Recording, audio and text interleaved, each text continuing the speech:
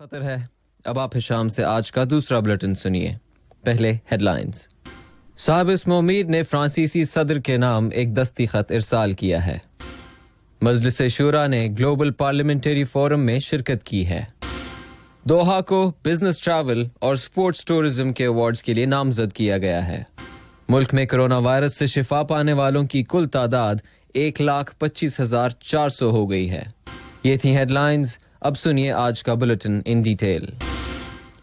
साहब इस्माइल शेख तमीम बिन हमद अल थानी ने जमहूरिया फ्रांस के सदर इमानुएल मैक्रों के नाम एक दस्ती खत इरसाल किया है। ये खत दोनों मुल्कों के बाहमी ताल्लुकात को फरोग देने के लिए वसाइल से मुतालिक है। फ्रांस में कतर के सफीर शेख अली बिन जासिम अल थानी ने फ्रेंच सदर के मुशीर बराए उमूर मशरक़ वस्ता और शुमाली अफ्रीका जनाब पैट्रिक डुरेल से एक मुलाकात में उन्हें यह खत पहुंचाया। वज़ीर आज़म और वज़ीर दाखिला शेख खालिद बिन खलीफा बिन अब्दुल अजीज अल थानी ने बरादर मुल्क उर्दन के नए वज़ीर आज़म डॉक्टर बिशर हानी अल खिसावना को उनकी नई काबीना की तश्कील और अपने ओहदे का हल्फ उठाने पर मुबारकबाद का बरकी पैगाम इरसाल किया।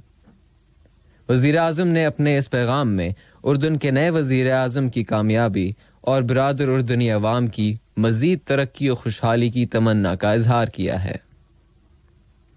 वज़ीर मुमलिकत बराए उमूर तवानाई जनाब साद शरेदा अलकाबी ने जोर देकर कहा है कि कतर नेचुरल गैस के वसाइल को फरोग देने की कोशिशें जारी रखेगा और LNG के वसाइल के रास्ते की रहनुमाई करता रहेगा। उन्होंने मजीद कहा कि कतर नॉर्थ फील्ड्स के प्रोजेक्ट्स में तोसी के लिए भरपूर अंदाज में आगे बढ़ता जाएगा और वो इस साल के ख़त्म होने से पहले पहले EPC के बकिया माहदों पर दस्तखत कर दिए जाने की तवक्को रखता है। उन्होंने ये भी कहा कि कतर की LNG इंडस्ट्री कोविड-19 की वजह से मुश्किल हालात के बावजूद काम कर रही है और वो तमाम मार्केट्स तक LNG पहुंचा रही है। कतर की मजलिस शूरा ने वर्चुअल ग्लोबल पार्लियामेंट्री फोरम में शिरकत की है। इस फोरम का इनेकाद इस सोच के तहत अमल में लाया गया है कि कोविड-19 के बाद महफूज माहौल के मकसद को हासिल कर लिया जाए। बहरे रोम की पार्लिमानी असेंबली ने वर्ल्ड बैंक ग्रुप और इंटरनेशनल मॉनेटरी फंड यानी IMF के ताउन से ये फोरम मुनाकिद किया है। इस दौरान में बैनुल-अक़वामी पार्लिमानी यूनियन की 130वीं सालगिरह से मुतालिक एक किताब की रोनुमाई अमल में लाई गई और मजलिस शूरा की स्पीकर जनाब अहमद बिन अब्दुल्ला बिन जैद अल महमूद और इस पार्लिमानी यूनियन की सदर मोहतरमा गैब्रिएला बैरन ने इस किताब की रोनुमाई की है। ये किताब इस यूनियन की अचीवमेंट्स और कामयाबियों की तफसीलात बताती है।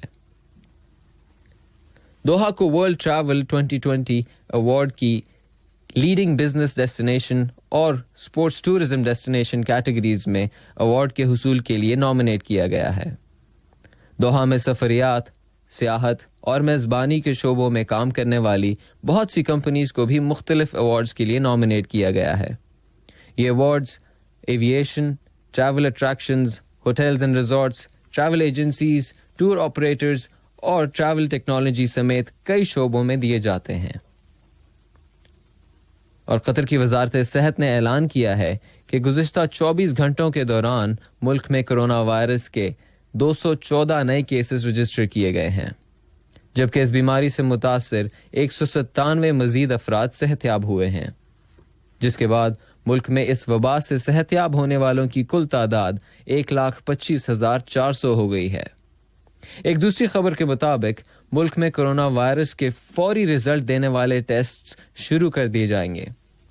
इन टेस्ट से 10 मिनट के अंदर अंदर वायरस की मौजूदगी का पता चल जाता है। हमद मेडिकल कॉर्पोरेशन में लैबोरेटरी मेडिसिन और पैथोलॉजी डिपार्टमेंट की सरबराह का कहना है कि इन टेस्ट की एक्यूरेसी 97% होगी और ये इन्फेक्शन के पहले हफ्ते में ही इस वायरस की निशानदही कर देता है। दुनिया भर में अब तक कोरोना वायरस की इस वबा से 37.84 मिलियन अफराद मुतासर हो चुके हैं, जबकि इस बीमारी की वजह से 1 मिलियन से ज्यादा अफराद मौत के मुंह में जा चुके हैं। सदर डोनाल्ड ट्रंप ने कोरोना वायरस से उनके मुतासर होने के ऐलान के बाद अब दोबारा अपनी इलेक्शन कैंपेन शुरू कर दी है। यूएस इन्फेक्शियस डिजीज के एक एक्सपर्ट ने कहा है कि अगर अमेरिका इस वबा से बचाव के लिए पूरी दुनिया की तरह फेस मास्क का इस्तेमाल ना किया और बड़ी गैदरिंग से दूर रहने की पाबंदी ना की तो मुल्क बहुत सी परेशानियों का शिकार हो सकता है।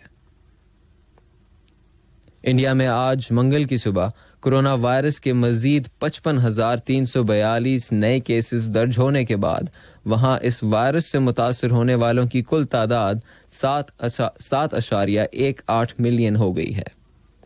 अगस्त के दरमियानी हिस्से से अब तक ये यौमिया दर्ज होने वाली सबसे कम ऑफिशियल फिगर्स हैं।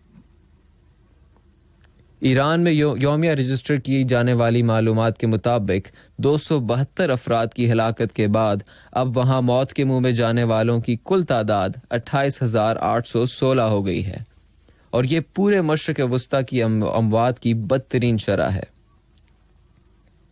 अर्जेंटीना में कोरोना वायरस के केसेस की तादाद 9 लाख से ज्यादा हो गई है और ये मुल्क के अंदरूनी गुंजान आबाद इलाकों में मुतासरीन की तादाद में बहुत बड़ा इजाफा है।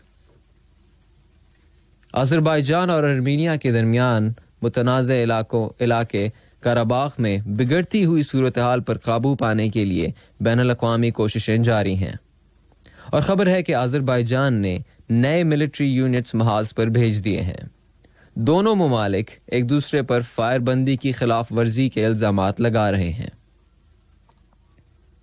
फलस्तीनी वजीर आज़म मोहम्मद अश्तिया ने फलस्तीनियों पर डाले जाने वाले दबाव को मुस्तरद कर दिया है कि वो इसराइल के साथ दोबारा मुज़ाकरात शुरू कर दें।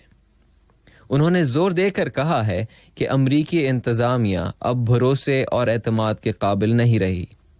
हमारा मरकजी मसला फ़लस्तीन है और इस पर पूरी तवज्जो मरकूज की जानी चाहिए क्योंकि कशमकश की बरकरारी पूरे इलाके की सलामती के लिए एक खतरा है। इस मसले का मुनसिफाना और जामे हल और हकीकी सलामती का वजूद कहीं नजर नहीं आ रहा और यह बात सबके लिए खतरे की बायस है। आज का बुलेटिन खत्म होने से पहले हेडलाइंस एक मर्तबा फिर।